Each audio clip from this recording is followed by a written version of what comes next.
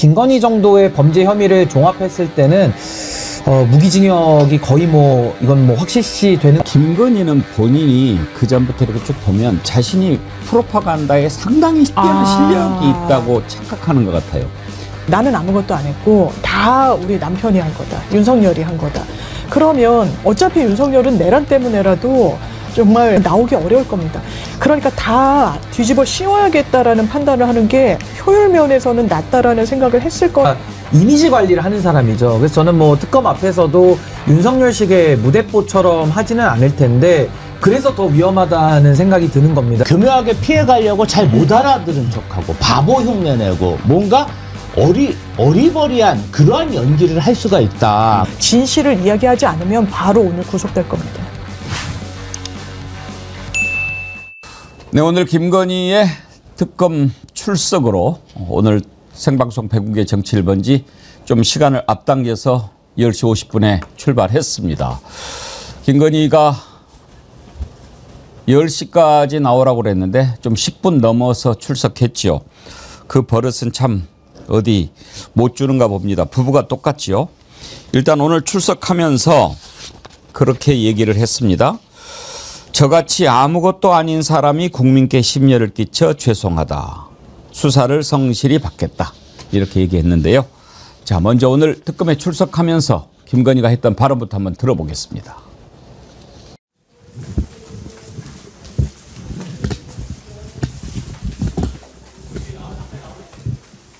국민 여러분께 저같이 아무것도 아닌 사람이 이렇게 심려를 끼쳐서 진심으로 죄송합니다.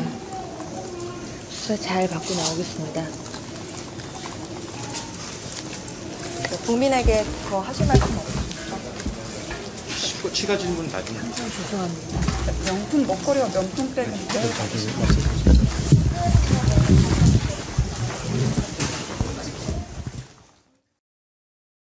예, 딱 저 말만 하고 들어갔습니다.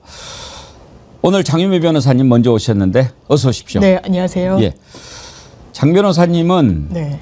오늘 김건희가 출석하면서 포토라인에서 기자들 질문에 답을 할 거라고 예상하셨습니까? 저는 하지 않고 들어가지 않을까라고 예상을 했었는데요.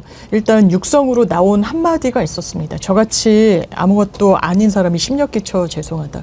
아무것도 아닌 사람이 영부인님이라고 관리되고 있는 비화포는 왜 썼습니까? 이게 여러 등급과 단계가 있는데 대통령과 동일 그룹으로 묶여서 앱으로 들어가면은 대통령실 조직도가 나오고 찍어서 흔적도 남지 않는 전화를 왜 본인이 썼습니까? 아무것도 아니죠. 왜냐하면 주권자는 김건희를 어떤 권력자로 선출한 적이 없으니까요. 윤석열 씨를 대통령으로 뽑았을 뿐이죠. 그냥 본인은 배우자 지위에 있었는데 왜 그 권한을 월권을 하고 남용을 하고 왜 주어지지 않은 권력을 행사하려 했는지 오늘 똑바로 답변해야 될 겁니다. 저는 이야기할 거라고 생각했어요. 네. 왜 그러냐? 김건희는 본인이 그 전부터 이렇게 쭉 보면 자신이 프로파간다에 상당히 뛰어난 실력이 있다고 착각하는 것 같아요. 어제도 제가 방송에서 아마 할 거다. 왜냐하면 그 대통령 자리에 오르고 나서 쭉 하는 거 보면 대통령실에서 뭘 이렇게 뭐 만들고 그러는 걸 다 김건희가 조작했다는 거 아닙니까? 네. 뭐 조작, 주도한 거죠. 네. 그런 걸로 봐서는 본인이 아주 뭐 그쪽에 홍보 쪽에 실력이 있는 거라고 착각하고 내가 아무 말도 안 하고 들어가는 것이 유리할까? 아니면은 검정 옷을 입고 나와서 처음에 대통령이 되더라도 내조만 하겠습니다 할 때도 검정 옷 입었어요. 아, 그러네요. 예. 그래서 오늘 가장 어울리는 옷을 어떻게 입고 어떤 표정을 짓고 또 뭐라고 얘기를 하고 그럴까?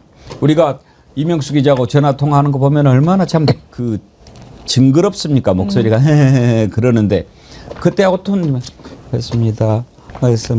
뭐 이렇게 하잖아요. 네. 이렇게 하는 게 먹힐 거라고 생각한 거예요. 그런 것 같아요. 앵커님 말씀 들으니까 지금까지도 얼마나 그 대선 기간에도 내주만 하겠다 그러면서 머리를 조아리고 그랬으니까 전혀 그러지 않았잖아요. 그럼 오늘의 이 저자세가 진심이라고 생각하는 국민이 있을까요? 저는 없을 거라고 생각하고요. 이 말도 좀 의미심장한 게 아무것도 아닌 사람이라고 하잖아요. 왜냐하면 본인이 받고 있는 여러 혐의가 뇌물, 직권남용. 아무것도 아닌 사람은 아예 이게 신분범이라고 해서 뇌물죄는 공무원이어야만 하고 직권남용 같은 것도 그 직분이 있는 사람한테만 형성이 되는 범죄거든요. 그러니까 아마 아무것도 아닌 사람이라는 나는 공적인 지위에 없었기 때문에 죄도 성립하지 않는다. 이런 항변으로까지 나아가지 않을까 좀 우려됩니다. 예. 오늘 김건희가 나와서 하는 얘기를 듣고 많은 분들이 이런 반응을 보여주셨는데요. 한현주님, 어디서 약을 팔아? G223047님, 한반도를 먹을 결심을 한 X. 이향님, 아유 저 가증스러움. 이미 도망쳐 살 국리를 여러 곳에 준비해놓고 저 말하면서 속으로 웃기고 있네라며 비웃었을지도 모릅니다. 김건희가 그동안의 모습을 드러내지 않고 살았으면 우리가 그런 생각하지 않았을 겁니다. 그런데 최고 권력자의 아내가 된 뒤로 어떤 짓을 했는지 우리가 3년 동안 겪었기 때문에 그것이 얼마나 가증스러운 건지 지금 바로 우리가 이야기하는 순간 느끼지 않습니까? 김건희가 어떤 사람입니까? 방금 전에 들어봤지만 맨 마지막에 수사 잘 받고 나오겠습니다. 이 이야기에도 지금 반응을 하는 분들이 많이 있어요. 수사 받고 나오기는 어딜 나와? 뭐 그런 반응 보여주셨는데 장미 변호사님. 네. 어떻게 보십니까? 오늘 박지원 의원 같은 경우에는 오늘 밤에 구치소에서 잠을 잘 거다 이렇게 예견을 했는데 네. 오늘 바로 구속 가능성도 있습니까? 저는 상당히 있다고 생각하고요. 왜냐하면 밑에서부터 일단 훑으면서 지금 김건희로 올라온 겁니다. 지금 처음 조사는 아마 도이치모터스로 시작을 할 거라고 하는데 도이치모터스 일당들이 실형을 받았지만 집행유예형을 받았기 때문에 아마 구속까지 이르게 될 정도는 아닐지 모른다라는 그런 전망들이 나오는 것 같아요. 그렇지만 김건희 씨는 다릅니다. 일단 굉장히 많은 그 23억 원이라는 이득을 얻었고요. 거기에 참가자들은 이득은 그렇게 못 올린 게 또 양형에 반영됐다라는 얘기가 있더라고요. 뿐만 아니라 이 부분과 관련해서 윤석열 씨는 허위 이 사실 공표죄로 지금 또 수사선상에 올라가 있거든요. 왜냐하면 우리 마누라는 우리 부인은 손해만 봤다. 그 맡긴 기간도 대단히 짧다. 몇 개월밖에 되지 않는데 그거 다 거짓말이었어요. 이런 부분과 관련해서도 그 죄가 가볍지 않습니다. 무려 23억 원을 본인의 모친과 같이 이득을 얻고 거기에 대해서 가담을 하고 또 검찰은 어떻게 했습니까? 4시간 넘게 브리핑을 하면서 아주 무죄 방면을 해줬죠. 사실 무혐의를 하지 못해 안달난 모습 보여줬습니다. 그런데 고검 넘어가고 바로 정권 바뀌니까 어떻게 했습니까? 미래에셋에서 3년치 녹취가 발견이 됐어요. 이거 김건희 씨 거짓말하면 바로 영장입니다. 일단 특검은 모든 자료를 분석한 이에 손바닥 위에 올려놓고 거짓말을 하나 안 하나를 보는 과정이에요. 거짓말을 한다? 이거는 내보내줬을 때 증거인멸하고 입을 맞추고 도주하고 이럴 가능성이 자동적으로 따라붙는 겁니다. 진실을 이야기하지 않으면 바로 오늘 구속될 겁니다. 미셸의 쉬운 수학님 수사 잘 받고 나오겠습니다. 무슨 건강검진 받으러 가냐? 그러셨는데 일단 김건희 특검 관련해서는 김건희한테 수사를 지금 해서 밝혀내야 될 대상을 16가지로 하지 않았습니까? 너무나 많은데 그래도 오늘 구속영장 청구하고 구속 상태에서 16가지 다 할 수도 있다 이런 말씀인 거죠? 그렇습니다. 일단 영장을 청구해서 발부가 되면 특검 앞에 노인 시간은 원칙적으로 10일이고요. 한 번 갱신을 한다고 했을 때 20일의 시간이 있어서 16가지의 혐의를 20일 안에 다 볼 수 있겠느냐. 이 숙제가 놓여 있어서 그래서 구속 시기를 저울질하지 않겠느냐라고 합니다만 지금 혐의를 하루에 16개 다는 못해요. 쪼개서 지금 수사를 할 수밖에 없어서 일단 여러 덩어리 중에 한 덩어리 혐의로 먼저 구속 기소하고 추후에 또 추가로 구속 기소를 하는 방향도 열려 있기 때문에 아마 구속의 가능성은 사실상 하루 이틀 상간, 길면 일주일 상간의 문제지 청구하는 거는 저는 초읽기에 들어갔다라고 생각합니다. 그러면 오늘은 어떤 조사부터 시작을 할까요? 일단 소환장을 보내면서 5개 혐의를 이제 특정을 했다라고 예. 하고 가장 먼저 적시가 됐고 언론의 분석도 도이치모터스와 관련한 수사가 제일 먼저 개시되지 않겠느냐라고 이야기가 나오고 있고요. 그리고 바로 어제죠. 이종호 전 블랙펄 인베스트 대표가 구속이 됐습니다. 물론 혐의와 관련해서는 이 변호사법 위반으로 김건희한테 선을 대서 무마시켜 줄 테니까 나한테 돈을 달라라는 혐의였어요. 8,390만 원인가 이 정도 금전을 편취했는데 이게 전형적인 변호사법 위반입니다. 사건을 어떻게 해결해 주겠다, 누구의 선을 대고 누구한테 말을 해가지고 무마시켜 주겠다라고 하는 게 이른바 법조 브로커들이 하는 행태이고 그 부분이 변호사법 위반으로 다 처벌을 받거든요. 그런데 받았다는 이 금전이 대단히 구체적이에요. 끝전까지. 그거는 돈을 줬다는 사람이 이미 날짜, 금액 다 검찰에 진술을 했다라고 파악이 되고 그런데 아니라고 하고 버티고 내가 그 당시에 누구 뒤를 봐줄 형편이 아니었다. 나도 재판받고 있어서 법원이 믿지 않았다는 겁니다. 이게 발부가 됐고 이종호 씨 같은 경우에 도이치모터스의 계좌 관리인 아닙니까? 김건희 모녀의 거기에 대해서 완전히 그 기로에 있는 사람이 구속이 됐기 때문에 김건희도 빠져나가기는 어려울 겁니다. 이제 김건희 조사가 시작이 됐으니까 오늘 과연 끝까지 조사하고 돌려보낼지 아니면 바로 구속영장을 청구할지 그건 좀 지켜봐야 되겠습니다만 오늘 특검에 출석하면서 사과하는 모습 대선 후보 때 참 논란이 많았는데 그때 사과했던 모습 자꾸 겹쳐서 보입니다. 옷 입은 것도 그렇고 표정도 그렇고 그때 사과했던 모습 한번 돌아보실까요? 남편이 비난받는 현실에 너무 가슴이 무너집니다. 과거의 잘못을 깊이 반성하고 국민의 눈높이에 어긋나지 않도록 조심하겠습니다. 많이 부족했습니다. 앞으로 남은 선거 기간 동안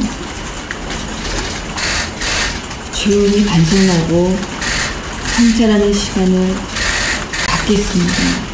그리고 남편이 대통령이 되는 경우라도 아내의 역할에는 충실하겠습니다. 부디 노형을 거두어 주십시오. 참 지금 다시 보면 볼수록 가증스럽다 그런 생각 들지 않습니까? 사실 김건희의 거짓 사과는 윤석열 개사과 때부터 시작이 됐는데요.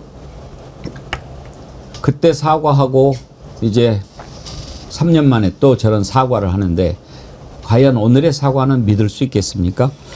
김건희 지난번 사과, 거짓 사과, 웃기는 사과 듣는 동안에 신인규 정당 바로 세우기 대표님, 김지호 민주당 대변인님 착석하셨습니다. 어서 오십시오. 네, 안녕하세요. 오늘 김건희 출석하는 모습들 보셨죠? 예. 출석하면서 또 국민 앞에 사과했는데 그 모습 한번 다시 보시죠.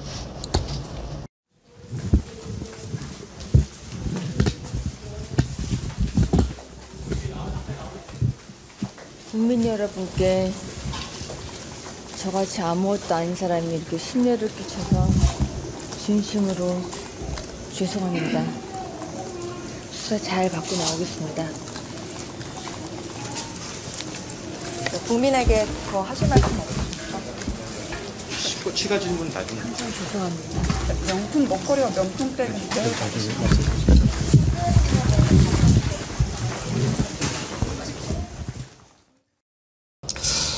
저같이 아무것도 아닌 사람이 그러니까 이제 김건희가 저 멘트는 준비하고 나왔을 거 아닙니까? 제가 어제 예견했듯이 오늘 분명히 한마디는 할 거다. 무슨 말을 할까 궁금했는데 이것 빼고 저것 빼고 저같이 아무것도 아닌 사람이 저걸 집어넣었을 때 그게 의도했던 바 무엇일까 참 궁금한데 신은규 대표님은 저같이 아무것도 아닌 사람이라고 얘기할 때 어떤 느낌이 드셨나요?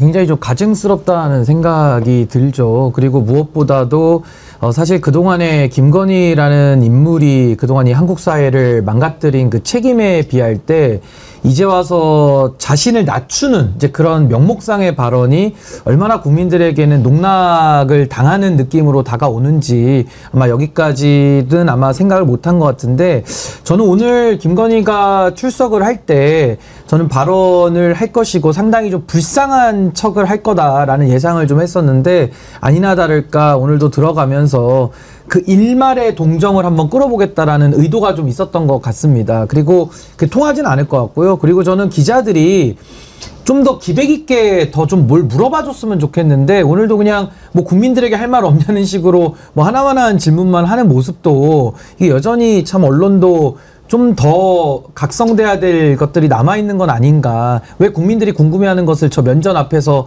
왜 묻지를 않는가. 전 그런 좀 답답함도 같이 느꼈습니다. 김지호 대변인께서는 저같이 아무것도 아닌 사람 무슨 뜻으로 한 것 같습니다. 사실은 공직자가 어떤 비리를 저질렀을 때 형벌과 일반인이 어떤 비리를 저질렀을 때 형벌, 양형 기준 자체가 틀립니다. 공직자가 훨씬 엄하고 그리고 무거운 처벌을 받게 되는데요. 저같이 아무것도 아닌 사람이라고 얘기하는 건, 나는 이런 수많은 특검에서 제기한 범죄 그리고 국정농단 이런 것을 저지를 만한 신분도 아니었고 권한도 없었다. 나는 책임이 없다. 그렇죠. 이런 얘기를 은연중에 아주 완곡하게 표현하는 게 아닌가. 저도 그런 느낌 들었어요. 저는 그런 느낌 받았습니다. 나 아무것도 아닌데 왜 나갔고 그래. 그런 느낌을 주려고 한 거 아닌가. 내가 대통령인가? 네. 내가 공직자인가? 네. 나는 아무것도 아닌데 왜 나를 가지고 이렇게 하지? 이런 속마음이 있는 걸로 보이고요. 속마음도 그렇지만 좀 중의법을 썼다고 그럴까? 그러니까 뭐 국민들 듣기에는 저같이 아무것도 아닌 사람이 그러면서 이제 낮추는 것 같이 보이지만 법률적으로 따져보면 나는 공천 개입, 지금 뭐 수사 받지만 내가 뭐 공천 개입할 수 있는 그런 지위에 있는 사람도 아니고, 뭐 내가 뭐 뇌물을 받았다고 하지만 내가 뭐 뇌물을 받을 만한 직위에 있는 사람도 아닌데 나같이 아무것도 아닌 사람을 왜 자꾸 그래? 이런 느낌. 장윤미 변호사님, 그런 계산 둔 발언은 아닐까요? 완전히 계산해 둔 발언이라고 생각하고요. 아마 예전부터 이런 전략을 짤 거라는 전망이 많았어요. 어떤 전략이냐면, 나는 아무것도 모르고 나는 아무것도 안 했고 다 우리 남편이 한 거다. 윤석열이 한 거다. 그러면 어차피 윤석열은 내란 때문에라도 정말 뭐 사면복권도 아마 안 될 거예요. 아마 나오기 어려울 겁니다. 그러니까 다 뒤집어 씌워야겠다라는 판단을 하는 게 효율 면에서는 낫다라는 생각을 했을 거라는 전망들이 있었어요. 오늘 발언이 그 단초를 좀 보여주는 부분이 있죠. 나는 아무것도 아닌 사람인데 심려를 끼쳐드렸다. 아무것도 아닌 사람인데 이 부분과 관련해서는 아까도 잠깐 말씀드렸지만 뇌물죄는 아무것도 아닌 사람은 처벌을 못해요. 공무원만 처벌하니까. 직권남용은 직권이 없는 사람은 처벌하지 못합니다.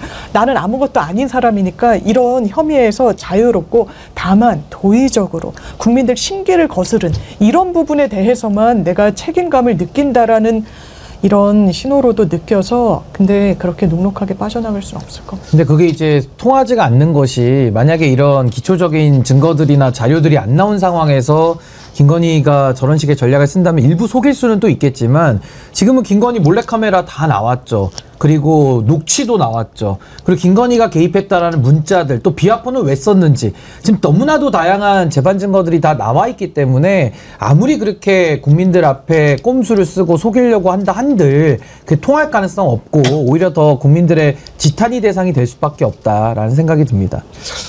신은규 대표님, 아까 장윤미 변호사님은 김건희 오늘 바로 구속영장 청구할 수도 있다 이렇게 예상하셨는데, 신은규 대표님은 어떻게 보세요? 일단은 오늘 조사 상황을 좀 봐야 되는데요. 그러니까 제가 예상하기로는 김건희 쪽에서는 상당히 좀 비협조적인 수사를 받을 가능성이 매우 높습니다. 그러니까 예를 들어 윤석열이 했던 수법처럼 뭐 수사관을 뭐 바꿔달라고 한다든지 아니면은 뭐 몸이 안 좋아서 뭐 일부 휴식을 더 요구한다든지 아니면 조사 검토를 위해 가지고 장시간을 요구한다든지 이런 여러 가지 전략들을 통해 가지고 오늘 사실 10시 10분에 들어갔잖아요. 그럼 점심 먹고 차 뛰고 포 뛰고 하면은 실제 수사할 수 있는 시간은 매우 적거든요. 근데 지금 혐의는 너무 많습니다. 그렇기 때문에 저는 김건희 특검이 뭐 오늘 영장을 청구할 가능성을 제가 배제는 하지는 못하지만 제가 볼 때는 조금 더 완결성을 가지고 이 구속영장을 한번 청구하면 반드시 발부받아야 되거든요. 그런 걸 좀 더 고려한다면은 한두 번 정도는 더 부를 가능성도 저는 있다. 좀 그렇게 예상을 좀 합니다. 한 가지 더 이제 김건희라는 요물이 어떤 짓을 할지 우리가 참 모르니까 궁금해서 그러는데 지금 들어갈 때는 저렇게 참 다소곳한 표정으로 저같이 아무것도 아닌 사람이 뭐 이런 식으로 하고 들어갔지 않습니까? 그런데 실제로 특검 조사를 받을 때는 태도가 어떨까요? 시종일관 저렇게 뭐 이렇게 할까요? 아니면 강하게 막 반론하고 막 평소 하는 태도가 드러날까요? 근데 이제 김건희 같은 스타일은 사람들 앞에서 그렇게 소위 말해서 뭐 강하게 표현한다거나 이러진 않고, 그러니까 이미지 관리를 하는 사람이죠. 그래서 저는 뭐 특검 앞에서도 윤석열식의 무대뽀처럼 하지는 않을 텐데 그래서 더 위험하다는 생각이 드는 겁니다. 그래서 교묘하게 어떤 술수를 쓸지가 우리가 예상이 안 되기 때문에 저는 특검이 정신 똑바로 차리고 이 김건희의 농단에 대해서 좀 더 면밀하게 저는 더 대처를 해야 된다는 생각이 들고요. 그러니까 저는 이게 고려사항이 많을 때일수록 우리가 조금 더 원칙적인 부분, 그러니까 원칙을 더 지키는 게 훨씬 더 중요하거든요. 그래서 저는 김건희 특검이 사실은 지금 윤석열에 대한 강제 구인조차도 지금 여러 차례 못하고 있지 않습니까? 그래서 상당히 국민들이 지금 우려를 많이 하고 있기 때문에 김건희의 신병 확보에 있어서는 한치의 오차도 없이 좀 만반의 대비를 좀 해야 될 것이다. 안 그러면 정말 국민들이 가만히 있지 않을 겁니다. 김지호 대변인님, 특검 앞에서는 가래치 못 뺐겠죠?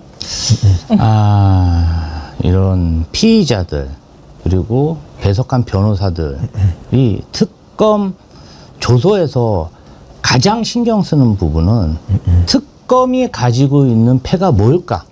질문들을 하잖아요. 그러면 이 사람들이 어떤 증거를 가지고 이걸 물어볼까? 어떤 증언이 나왔을까? 그래서 김건희 씨가 철저히 바보 흉내를 낼 수도 있습니다. 잘 못 알아들은 척하면서 반대로 특검의 의도가 뭔지, 특검이 어느 정도 증거를 확보하고 있는지. 왜냐하면은 증언과 증거가 확실한 상황에서 본인이 만약에 새빨간 거짓말을 하면 바로 구속입니다. 그렇기 때문에 그것을 교묘하게 피해가려고 잘 못 알아들은 척하고 바보 흉내내고 뭔가 어리버리한 그러한 연기를 할 수가 있다. 그런데 지금까지 밝혀진 김건희의 어떤 그 증거 은폐, 아니 뭐 목걸이가 갑자기 사돈댁집에서 나온다는 거 아닙니까? 그리고 막 뭐 집사 같은 사람은 뭐 베트남인지 필리핀인지 출국했고 그다음에 막 비아폰을 초기화하고 핸드폰을 바꾸고 이런 것을 봤을 때 이 사람은 풀어주면 증거은닉하고 증언을 조작할 가능성이 99%입니다. 그래서 저는 특검 측에서 오늘 조사를 하면서 약간의 거짓말이라도 나오면 바로 구속영장 청구해야 된다 이렇게 생각합니다. 김지호 대변인은 두 변호사님들보다 더 뭐 그 현장 분위기를 잘 아시는 것 같이 조사 받아봤어요? 하도 윤석열 독재 검찰에 주변 사람들이 하도 많이 조사를 받고 저도 사실은 금융조회 뭐 통신조회를 하도 많이 받고 저도 참고인 조사 받았습니다.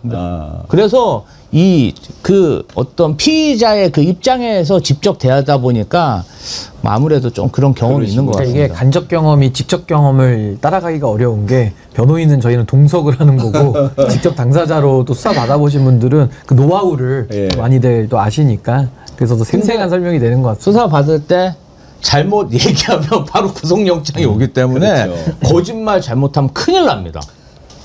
질문할 때마다 변호사 쳐다보고 이렇게 어떻게 답변해야 될지 물어보고 그럴 것 같은데 장미 변호사님, 이 되게 지금 김건희 같은 경우에는 변호인이 몇 명 같이 들어갑니까? 지금 언론에 따르면 한 3명인가가 같이 입회를 한다는 수 있습니까? 거예요. 제한이 없습니까? 예, 숫자의 제한이 따로 있지 의자도 않습니다. 부족할 텐데. 그래서 보통 한 명이 가도 좀 부족해요. 예. 이제 특검 사무실은 제가 안 가봤지만 검사실은 좀 작거든요. 예. 거기 이제 그러면 의자를 뒤로 빼고 이제 얼굴은 수사관이랑 그리고 오늘은 부장검사급들이 예. 수사를 하는데 이제 정면에 하는 거는 당연히 피의자고요. 이게 변호사들은 듣기만 하면 되니까. 그런데 말씀 주신 것처럼 이렇게 의뢰인들이 저희도 하다 보면 입회하고 있어 보면 이렇게 눈치를 봐요. 변호사한테 어떻게 말해야 되지? 당연히 제지당합니다. 거기에 대해서 진술 관여하고 개입하면 이건 제지당하고요. 또 변호인이 입회는 할 수 있고 사건이 이렇게 흘러가는구나. 그래서 쟁점은 이제 청취가 가능해도 진술 대리할 수 있는 권한은 없어요. 그래서 오늘은 온전히 김건희 씨가 본인의 육성으로 해명, 설명, 변명해야 될 겁니다. 근데 아마 김건희 쪽에서 정리가 안 될 수밖에 없는 게 지금 혐의도 너무나도 많고 지난 3년 동안 말을 바꾼 거 예를 들면 목걸이에 관한 발언만 해도 김건희가 지금 말을 바꾼 게 7번째입니다. 그러니까 자기도 지금 자기가 어떤 말을 해놨는지가 아마 기억이 다 안 날 거기 때문에 오늘 이 특검의 수사는 김건희에게는 굉장히 오늘은 좀 어려운 시간이 되지 않을까 그런 생각이 듭니다. 김건희 질문지를 100쪽이나 준비했다고 그러는데요. 그런데 지금 댓글창이 다시 살아났군요. 잠깐 정지가 됐었죠? 예. 지나가 버린 댓글 다시 이렇게 볼륨을 올려봐야 되겠는데 그동안에 잠깐 좀 멈췄다가 다시 이제 살아났습니다. 아마 여러분들이 너무 많이 접속해서 그런 거 아닌가 싶은데요. 예. 지금 2만 1,000명 넘게 보고 계신데 좋아요는 10,000명이 안 되네요. 그리고 제가 이번에 설명드리면서 알게 됐는데 구독을 안 누르고 보고 계신 분들이 가끔 있더라고요. 지금 78만 9,802분이신데 오늘 방송 중에 79만 명 넘겨주십시오. 네, 여러분들이 합심해서 오늘 처음 오신 분들 물론이고 혹시 그동안에도 보시다가 구독 안 누른 분 계시면 구독 눌러주시고요. 다시 보기로 보시다가도 혹시 구독을 안 누른 분 계시면 구독 눌러주시기 바랍니다. 제가 그동안에 구독은 말씀을 안 드렸는데 어제 그제 이틀간 구독 눌러달라고 말씀을 드렸더니 첫날은 50분, 어제는 한 150분 정도 구독 눌러주시더라고요. 그래서 지금도 막 올라가네. 어쩌면 구독 안 누르고 보실 생각을 하세요?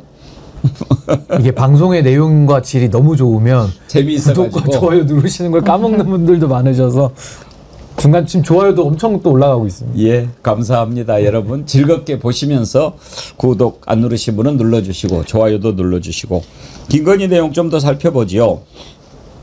이제 특검이 조사할 때 도이치모터스 주가 조작, 그다음에 명태균 여론조사 공천 개입, 그다음에 건진법사를 통한 통일교 청탁, 로비, 반클리프 목걸이 이런 의혹 순으로 조사를 할 예정이다라고 하는데 어떻습니까, 신은규 대표님? 시간적으로 이렇게 과거에 있었던 것부터 쭉 조사를 합니까?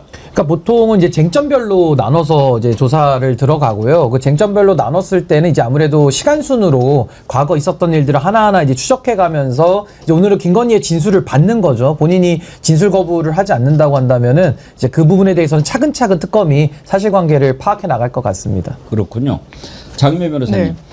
그 원칙 같은 게 있습니까? 이렇게 질문할 때?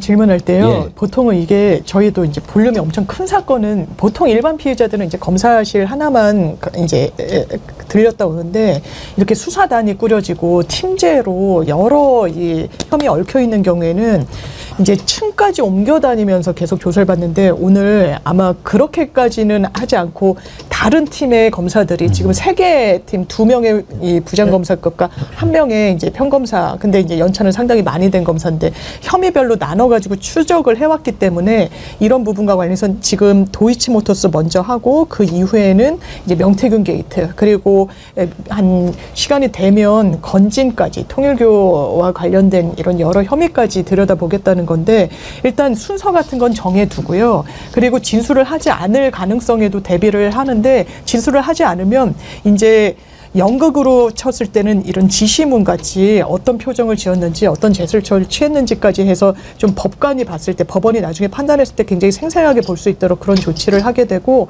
그리고 야간 조사와 관련해서도 지금 전망이 나오는 게 나 하루에 하나씩 일과 시간에 뭐 3, 4일 텀을 두고 조사를 받겠다라고 제시를 해서 야간 조사에는 응하지 않을 걸 보여요. 이게 수사 준칙을 보면 9시 이후에 할 때는 동의를 받게 돼 있기 때문에 아마 동의는 안 하고 만약에 나온다면 9시 전에 나오지 않을까 생각이 됩니다.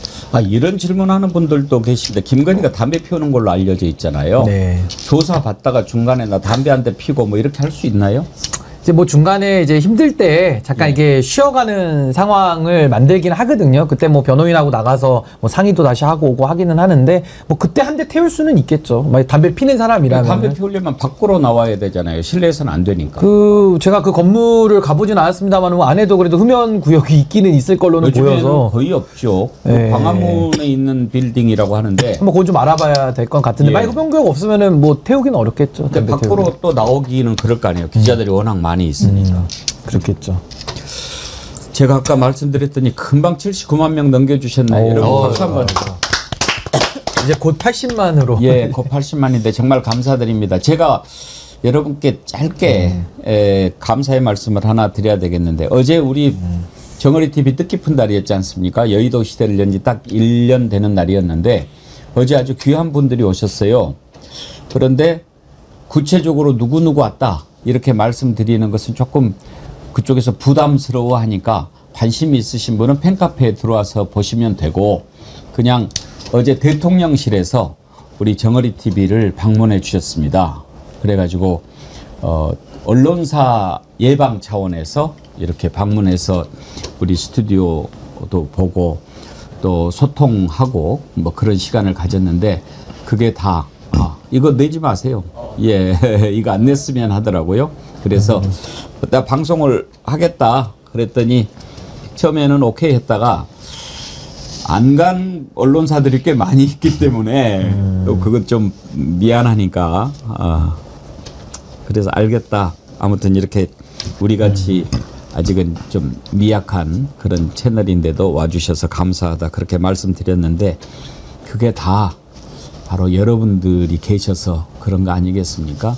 이렇게 짧은 시간 안에 또 79만 구독자 만들어 주시고 힘을 주시고 특히 우리 정어리 TV의 애청자님들은 어느 채널의 애청자님들과 다르게 정말 훌륭하신 분들이 다 계시지 않습니까?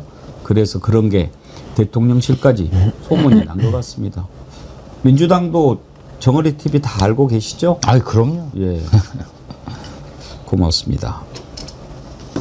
아까 그 댓글창이 잠깐 멈춘 거 구글에서 답이 왔는데 트래픽이 많아지면 해당 상황이 발생할 수 있습니다. 여러분들이 너무 갑자기 몰려가지고 막 그 구독, 좋아요를 눌러오셨나 봐요. 과부하가 좀 걸렸던가 봅니다. 예. 깨알 자랑, 뭐 자랑이죠 뭐. 예. 감사하지요. 우리 신인기 대표님의 정바세 TV인가? 저는 시대정신 TV입니다. 시대정신. 예.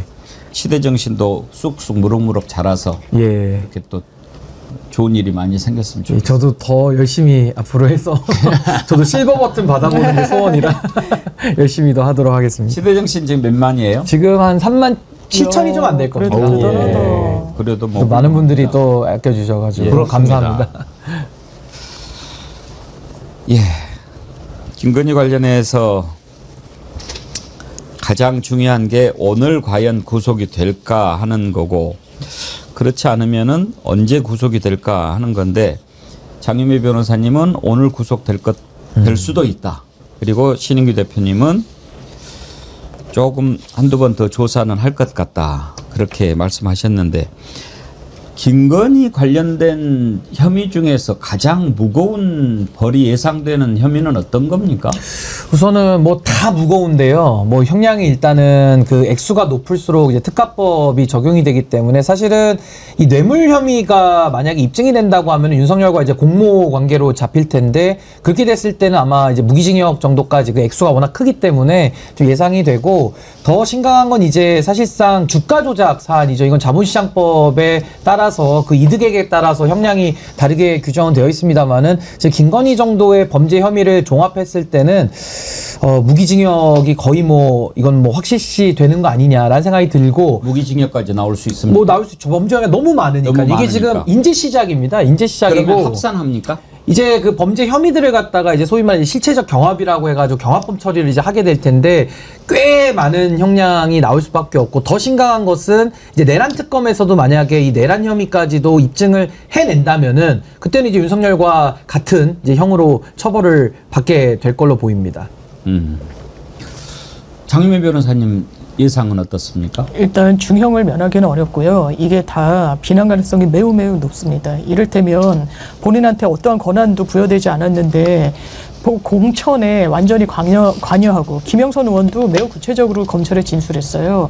나한테 총선 나가지 말라고 하면서 김건희가 김상민 민다라는 취지로 이야기를 하고 있는데 이게 이를테면 박근혜 전 대통령 공천 개입했다고 친박들 여론조사 돌렸다고 그것만으로 실형 2년이 나왔거든요. 그런데 그것만 있는 게 아니에요. 목걸이를 받고 천수삼을 받고 샤넬백을 받은 다음에 그걸 또 신발과 다른 이런 가방으로 교체해가고 이거 하나하나가 얼마나 중범죄입니까? 이런 부분과 관련해서 그냥 일반인들이 한 게 아니라 국민들이 부여한 자기 배우자의 권한을 이런 식으로 오용시키고 오남용하고 나아가서 오염시켰다는 부분에 대해서는 이건 중죄가 엄벌이 그냥 불가피합니다. 지금 통일교 관련된 것들이 계속 나오지 않습니까? 근데 오늘 한겨레 신문 보도를 보니까 통일교 전 간부가 권성동 한학자 통일교 총재한테 쇼핑백을 받아갔다. 그러면서 1억 원 담긴 쇼핑백을 전달했다라는 취지로 민중기 특검에서 진술한 것으로 확인됐다라고 보도를 했는데요. 우리 어제 봤지만 뭐 큰 거 한 장, 뭐 서포트 이런 그 다이어리 보지 않았습니까? 그래서 이제 권성동 뭐 조사가 이제 불가피한데 한학자 총재한테 90도로 큰 절을 하면서 쇼핑백을 받아갔다. 근데 거기도 뭐 다 사진 같은 거 있지 않겠어요? 다 나올 건데 권성동이 1억 받았으면 권성동하고 김건희하고 통일교 쪽에서 봤을 때 누구한테 더 많이 줬을 것 같습니까? 당연히 권력의 핵심이었던 김건희 씨에게 많은 돈을 줬을 거라고 생각하고요. 어떻게 보면은 김건희 같은 경우는 바늘 도둑이 소도둑, 떼강도로 이렇게 범죄가 진화하는 모습을 보이고 있습니다.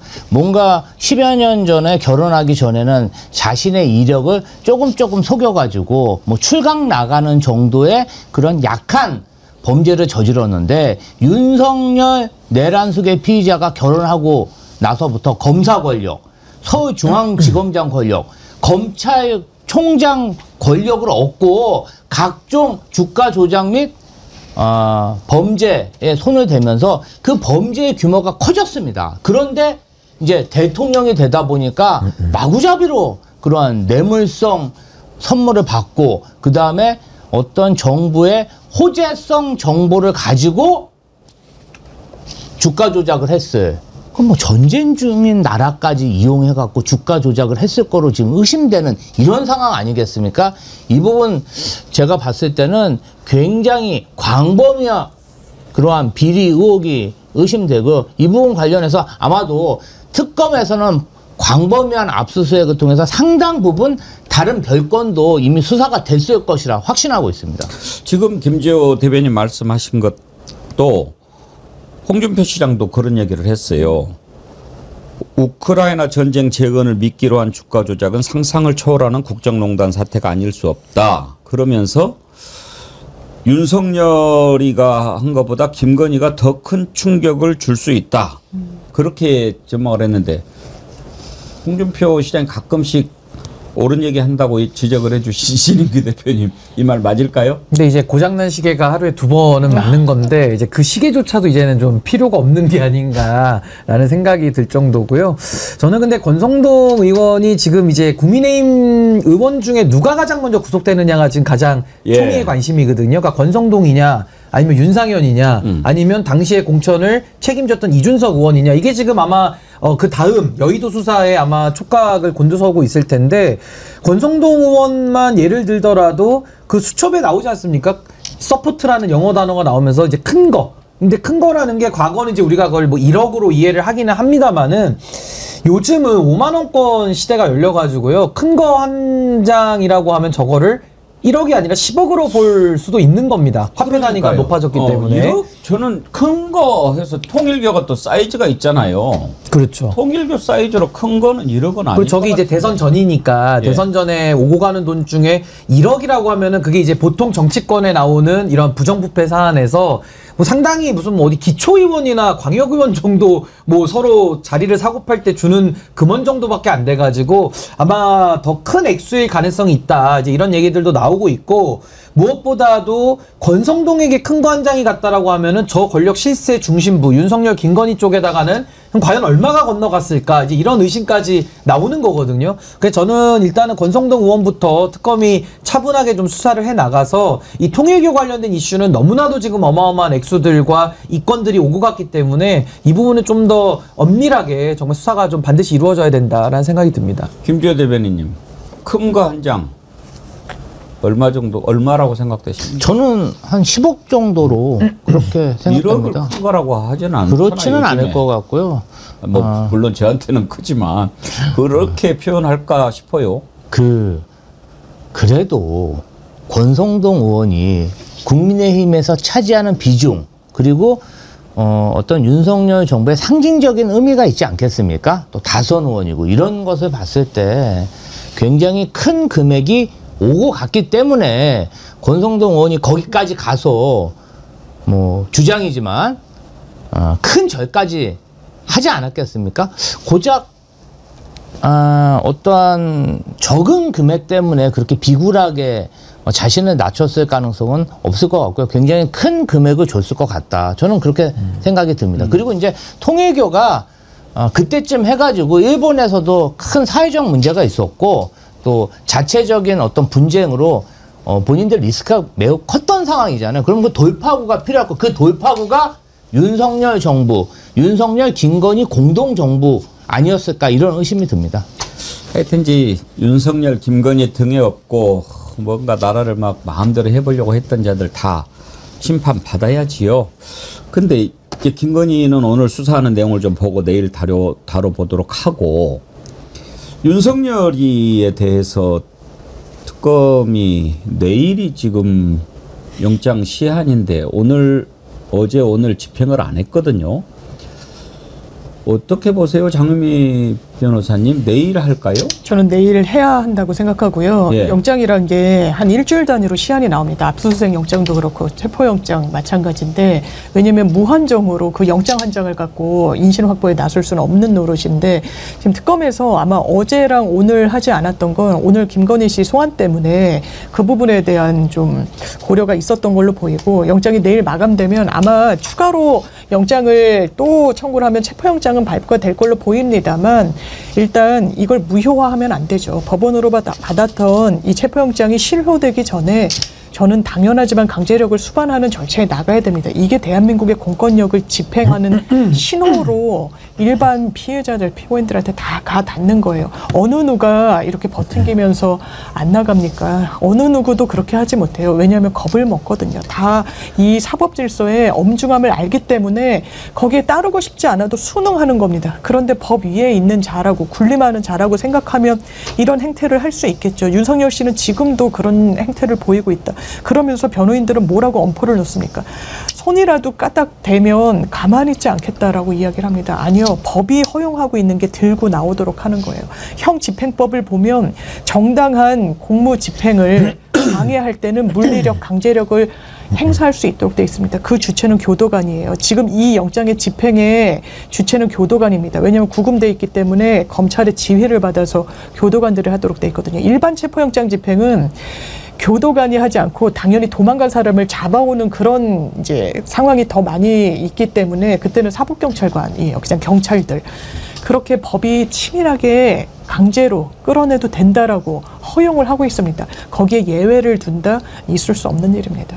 신인규 대표님 예상은 언제쯤 영장 집행할 것 같습니다. 그러니까 저는 김건희 특검이 좀 상대적으로 박한 평가를 받는 이유가 바로 이런 부분이라고 보는데, 결국 수사 주체가 가지는 의지를 국민들이 보고 있는 거거든요. 그러니까 열심히 노력했는데도 안 됐다고 하면은 국민들이 이해를 하지만, 열심히 안 해서 안 되면은 그건 국민들께서 참을 수가 없는 겁니다. 아니, 결국에는 우리가 특검을 하게 된 이유 자체가 기존 검찰이 제대로 된 역할을 못하기 때문에 지금 특검을 하는 것이고, 그럼 이 특검은 달라야 되는데, 아니 법원이 합법적인 강제력을 쓰라고 권한을 부여해 줬는데도 2시간 만에 집행을 안 하고 나온다? 좋은 말로 타일른다? 그럼 그건 강제력을 쓰는 게 아니잖아요. 우리가 보통 뭐 조폭들이나 또 강력범죄를 저지른 사람들, 경찰이 가서 테이저건 쏘기도 하고요. 가서 급박할 때 그냥 붙들어 오는 겁니다. 근데 유독 윤석열에 대해서만큼은 그 몸에 손을 대는 것이 굉장히 부담스러워하는 이 공권력, 여기에 대해서 이거를 국민들이 어떻게 바라볼 것이냐. 저는 이 부분을 좀 더 좀 특검이 생각을 해줬으면 좋겠고, 여기서 그래서 전 물러나면 진짜 김건희 특검은 국민들에게 아마 거센 비판을 받을 겁니다. 그래서 지금 뭐 오늘까지 와버렸는데, 뭐 영장을 재청구해서 받는다고 한다면은 다음번에 들어갈 때는 반드시 전 집행을 해내야 되고, 법무부 장관께서도 여기에 대해서는 좀 각별한 저는 지휘나 감독이 좀 있어야 된다라는 생각이 듭니다. 서울구치소장 바꾸면 안 됩니까? 지금 사실은 저희 선배님들이 아직도 감옥에 계신 분들도 있고, 저희가 아는 사람들이 전혀 새빨간 거짓말로 증언을 조작해갖고 다른 사람을 모함하는 경우가 있습니다. 그 부분 관련해서 제가 많은 그런 검찰 출신 뭐 이런 변호사님한테 물어보고 경찰관들한테도 물어봤는데, 왜 저렇게 저 사람들이 감옥에만 가면은 새빨간 거짓말을 하고 날조된 증언을 할 수 있냐 물어봤더니, 대부분의 사람들이 저 구치소가 굉장히 무서운 데랍니다. 그 구치소장, 교도관들이 징벌을 할 수 있기 때문에 정말 이 사람들이 나쁜 의도를 가지고 재소자를 한번 찍어가지고 괴롭히기 시작하면 못 견딘다고 하더라고요. 그런데 윤석열한테는 쩔쩔매고 있습니다. 그리고 본인의 감방 외에 양쪽 그 감방도 비워놓고 거의 초특급 호화로운 생활을 영위하게 할 수 있으니까 저자가 저렇게 기가 살아서 저런 짓거리를 할 수 있는 거 아니겠습니까? 아니, 잘못을 하면 징벌방에도 가야 되고 일반 재소자와 똑같이 취급받아야 할 범죄 혐의자가 지금 뭔가 전직 대통령이라는 법에도 없는 직위를 가지고 특별 대우를 받고 있다. 물론 최근에 정성호 법무부 장관이 서울구치소에 특검에서 어떤 소환 및 체포를 요구했을 때 적극적으로 물리력을 행사해서 도와줘라 이렇게 지시를 했다고 합니다. 그런데 현재까지의 행태만 봐서도 서울구치소의 교도소장과 교도관들은 뭔가 석연치 않은 행동을 하고 있다. 이 부분 관련해서 저는 좀 감사를 해야 되지 않나 그런 생각이 듭니다. 그리고 지금 이게 희화도 많이 되고 있는 게, 윤석열한테 이런 얘기합니다. 국항스 왔냐, 구치소 바캉스, 국항스 왔냐라고 얘기도 하고, 심지어 어떤 분은 구치소 안에 윤석열이 무슨 전용 사무실 마련해줬냐. 왜냐면 접견을 매일 받으니까요. 에어컨 쐬면서. 그러니까 이거는 무슨 형벌로 지금 들어가 있거나 무슨 미결 수용자로서 재판받는 구속수사를 하는 것이 아니라, 마치 윤석열한테 이거는 구치소 내에서 또 다른 성역을 만들어주고 또 다른 특혜를 주고 있기 때문에, 이렇게 되면요, 앞으로 내란과 관련돼서 구속된 사람들 있잖아요. 다 체온조절 장애로 다 옷 벗고 땅바닥에 들어 누우면 그거 어떻게 처리할 겁니까? 그래서 법이라는 것이 보편성과 일반성을 갖는 겁니다. 여기 저희 모여있는 이 네 분에게 공통적으로 적용돼야 그걸 법이라고 부르지, 어느 한 사람한테만 봐주고 나머지 3명만 적용한다라고 하면 그걸 특혜라고 하고 그게 위법인 거거든요.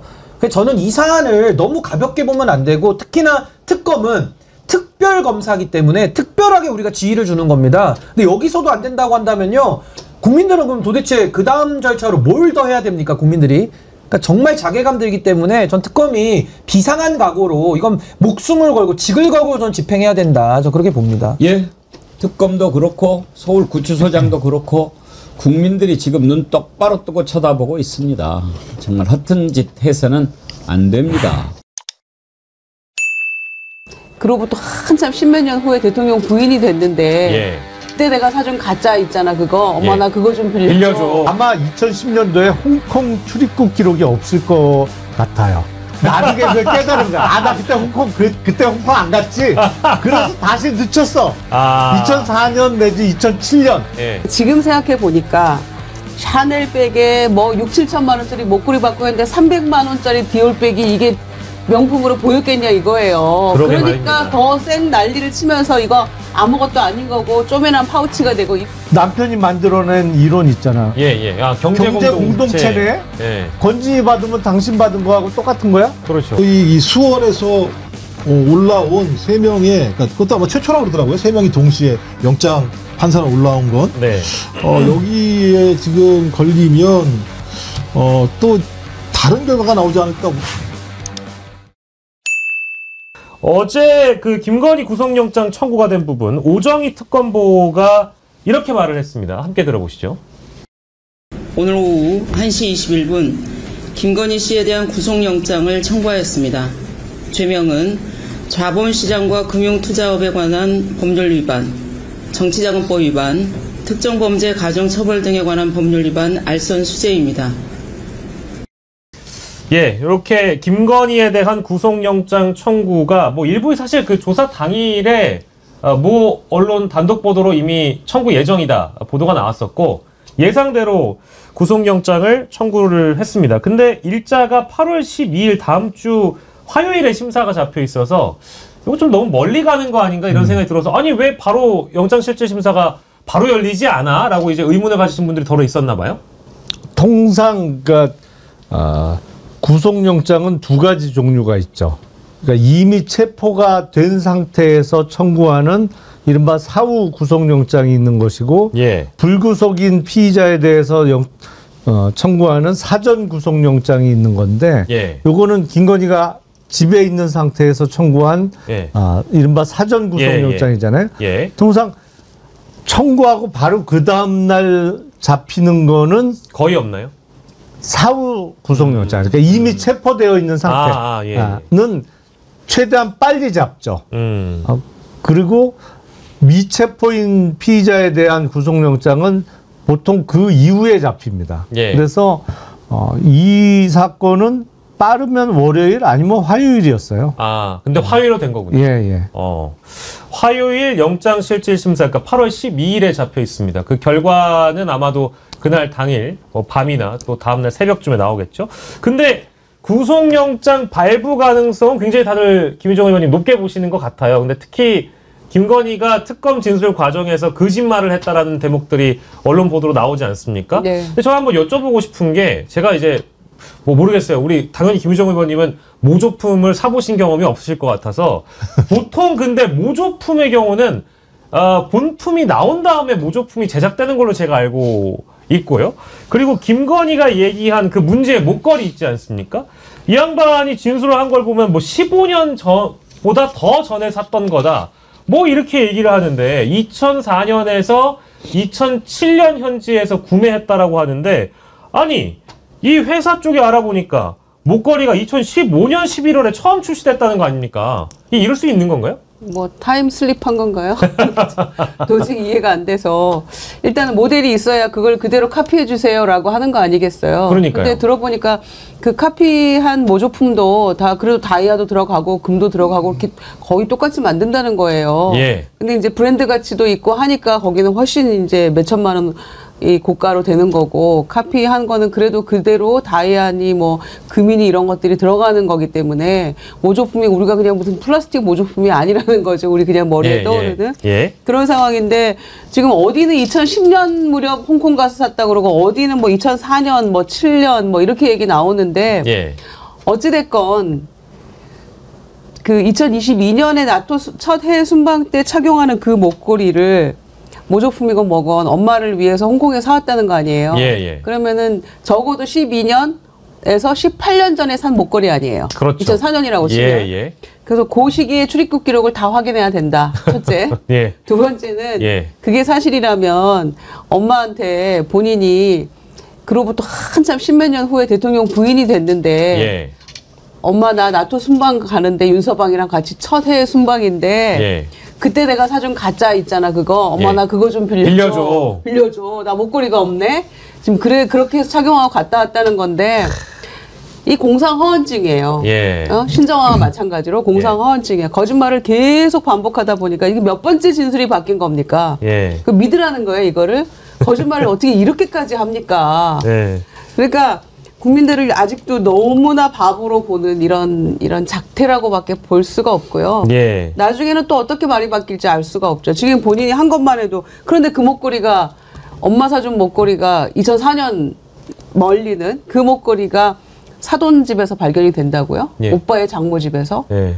이거를 어떻게 믿으라는 거죠? 그러니까요. 그러니까 이런 식으로 말이 바뀌고 그다음에 거짓말을 반복하고 본인의 모든 혐의를 녹취록까지 막 들려줘도 예. 부인을 하기 때문에 예. 뭐 도주할 우려는 없겠죠. 출국 금지는 됐으니까. 예. 그런데 사안의 중대성과 증거인멸의 우려 이 부분 때문에 영장은 반드시 나올 거라고 생각하는데 예. 아무것도 아닌 제가 이러면 심려끼쳐 죄송하다고 들어가가지고 이런 거짓말을 반복했다고 하니까 더 괘씸한 거죠. 예. 지금 뭐 방송 보시는 분 중에 보스 형님께서는 내일 또 다른 변명을 하게 될 거다. 뭐 다음에도 또 변명을 하게 될 거다. 지금 거짓말이 정확하게는 모든 그 목걸이에 대한 설명을 한 땀 한 땀 수 놓아서 팩트 체크를 해보니까 8번째 바뀌었다라는 얘기가 있더라고요. 이제 그 정도로 지금 말이 많이 바뀌고 있다라는 건 구속의 가능성을 더 높여주는 일이라고 봐야 되겠죠, 김종국 부원장님? 예, 일단 뭐 보니까 또 저기 대한민국 최고의 김건희 전문가 주진우 기자 얘기에 의하면 내부에서 또 뭐 한갑이 아니라 7순이다 이런 얘기가 지금 나온다고 할 정도. 그러니까 환갑 선물로 한 게 아니라 예. 7순 선물을 준비한 거다 이런 얘기도 한다는 거예요. 또 내부에서는 김건희 쪽에 있는 사람들 같은 경우. 그럼 이제 10년이 뒤로 오는 거겠잖아요. 그러면 이제 이게 알리바이가 이제 맞는 거겠죠. 그럼 이제 저부터 9번째 또 다른 거짓말이 나올 거라는 생각이 들기는 합니다만 저는 특검이 이거 다 계획한 것 같아요. 그러니까 질문을 만들었을 때 증거 자료가 다 있잖아요. 증거 자료가 그냥 예를 들면 정황이 아니에요. 구체적인 녹취 내용을 다 가지고 있는 내용이잖아요. 4건 다 녹취 내용을 갖고 있는데 와서 김건희가 다 거짓말로 진술을 했다는 거잖아요. 그러면 본인이 진술한 내용과 그다음에 본인이 과거에 실제로 했던 녹취 내용들 2개를 갖다 놓고 본다면 특검 수사에 와서도 다 진술을 거짓말로 했었기 때문에 증거인멸이라고 하는 거 명확히 보여주는 거라 생각이 들기 때문에 지금 정도의 상황이라면 당연히 예. 구속영장이 발부돼야 될 거라는 생각이 들긴 하는데 지금 많은 분들은 마지막 리스크를 얘기하시죠. 판사 리스크. 그러니까 영장을 실질적으로 심사하는 영장 판사들이 최근에 했던 행태들을 보면 예. 기각하는 것도 뭐 압수수색도 기각하는 게 많고 이런 게 있어서 소위 이 수원에서 올라온 3명의 그러니까 그것도 아마 최초라고 그러더라고요. 3명이 동시에 영장 판사로 올라온 건 네. 여기에 지금 걸리면 또 다른 결과가 나오지 않을까 우려하긴 합니다만 그래도 판사도 그래도 사람일 텐데 이 정도 상황이 나왔는데 본인이 직위원처럼 총대 메고 기각을 한다? 그런 거 쉽지 않을까 생각이 들긴 해요. 예. 그리고 거짓말이 이걸로 끝나는 게 아니고 천수삼, 농축차, 뭐 이거 인삼가루라고 하는데 요거 관련해 가지고도 뭐 통화 녹취를 특검에서 확보를 했다라는 거예요. 근데 그 내용 보도를 보니까 이게 한학자가 먹은 인삼가루냐? 내가 윤영호 이거 세계 본부장입니다. 윤영호 본부장 아니면 언제 이런 걸 먹어보겠냐? 이렇게 또 환대를 하는 녹음 내용이 있다라고 하고요. 근데 특검에서는 자기가 열이 많아가지고 인삼을 먹을 수가 없어서 받지 않았는데 인사치레로 감사 표현만 했다라는 또 얘기를 했다라는 거예요.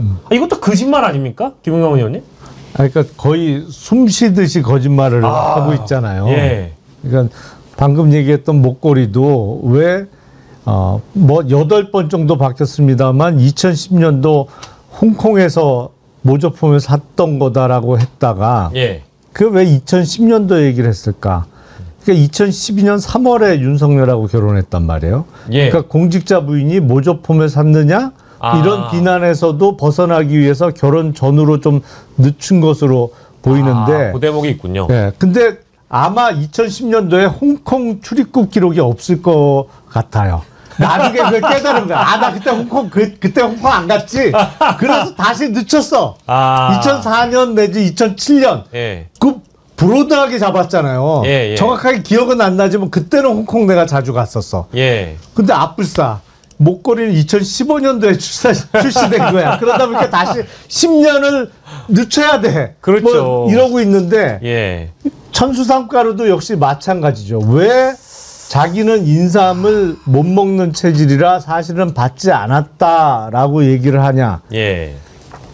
인삼가루가 문제가 아닌 것이죠. 인삼가루하고 같이 건네줬던 뭐 그게 목걸이가 됐던 예. 샤넬백 뭐 고가의 물건 예. 결국엔 그런 물건을 같이 받았는데 예. 저걸 실제로 내가 받았다라고 얘기하는 순간에 인삼뿐만 아니라 목걸이하고 샤넬백이 같이 건너간 거를 인정하는 꼴밖에 안 되니까 예. 아예 나는 아예 안 받았다. 근데 건진이 받았다는 거는 내가 들어서 알고 있었기 때문에 그냥 인사치레로 받았다라고 윤영호한테 거짓말했다. 예. 라고 얘기를 한 건데 문제는 뭐냐면 그러면 건진이 받았으면 당신이 받은 거나 매한가지야? 예.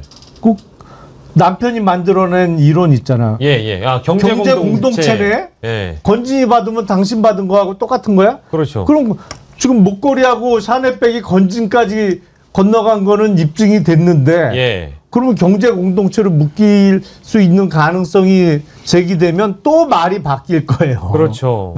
아, 그러니까 말 그대로 숨 쉬듯이 거짓말하는 거예요. 입만 열면 거짓말이에요. 저희가 뭐 잠깐 보여드리긴 했습니다만은 아까 말씀드렸던 천수삼 농축차 관련해 가지고는 녹취를 특검이 확보한 거고, 이 다이아 이 알이 크다.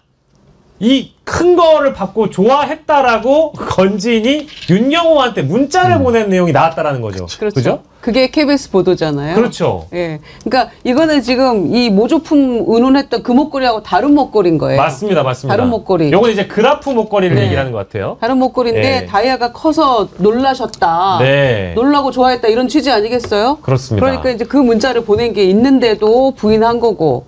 그 다음에 건진 통해서 이제 2022년, 그러니까 권력이 대선 전에 그냥 정점에 있을 때 이 많은 것들을 받은 거예요. 예. 그러니까 2022년 4월, 7월 두 차례에 걸쳐서 그 샤넬백을 받은 것을 그 행정관을 통해서 다른 백과 뭐 신발 이런 걸로 두 차례에 걸쳐 웃돈 얹어서 바꿨다. 예. 그 지점이잖아요. 예. 그런데 안 받았다는 거고 네. 주장하는 거고 그 두 번에 걸쳐서 샤넬백을 줬을 때 플러스 천수삼 그 뭐 인삼 찬지를 줬다는 거예요. 네. 그러니까 그래서 이제 그 천수삼 차 안 받았다라고 부인을 하는 건데 본인이 얘기한 이게 아까 우리 CG로 본 거 있잖아요. 예. 한학자가 먹는 그 인삼가루야. 예. 윤본부장 아니면 내가 언제 먹어보겠어. 예. 라고 했던 거를 본인의 목소리를 들려줬음에도 불구하고 나는 태양인이라 체질이 안 맞고 그러면 왜 이런 얘기를 했냐라고 예. 하니까 예. 인사치레로 한 거다.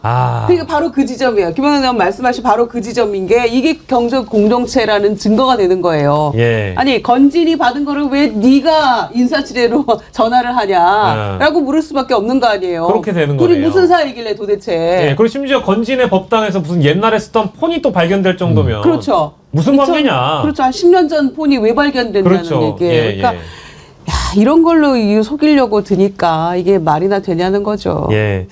그래서 제가 하나 더 붙이면 쭉 생각을 해보니까 이것들을 전부 다 권성동 의원이 뭐 큰 거 한 장 받고 한학자 총재한테 두 번 뭐 큰절하고 두 번에까지 쇼핑백 받은 그것도 2022년 1월부터 2월, 3월 이 시기고요. 예. 건진을 통해서 뭐 샤넬백을 받았다고 하는 그 시점도 2022년 4월과 7월이에요. 예. 그러면 최재형 목사가 디올백을 들고 가서 추석 무렵에 갔던 게 2022년 9월이에요. 그러니까 지금 생각해 보니까 샤넬백에 뭐 6, 7천만 원짜리 목걸이 받고 했는데 300만 원짜리 디올백이 이게 명품으로 보였겠냐 이거예요. 그러니까 더 쌩 난리를 치면서 이거 아무것도 아닌 거고 쪼매난 파우치가 되고 이렇게 된 게 아닌가 싶어요. 예. 듣고 나니까 정리가 딱 되는데 우리 추억 속의 메탈 경은님 슈퍼챗 보내주시면서 김건희는 사회 나오면서부터 본인이 관종인 탓에 아무튼 리모델링을 여러 차례 하고 개명하고 잘나 보이고 싶어서 학력 위조하고 경력 부분도 위조하고 뭐 그렇습니다. 이렇게 모든 일이 아무렇지 않게 넘어오다니 바늘 도둑이 소도둑된 겁니다. 정확한 말씀 또 주시는 것 같고요.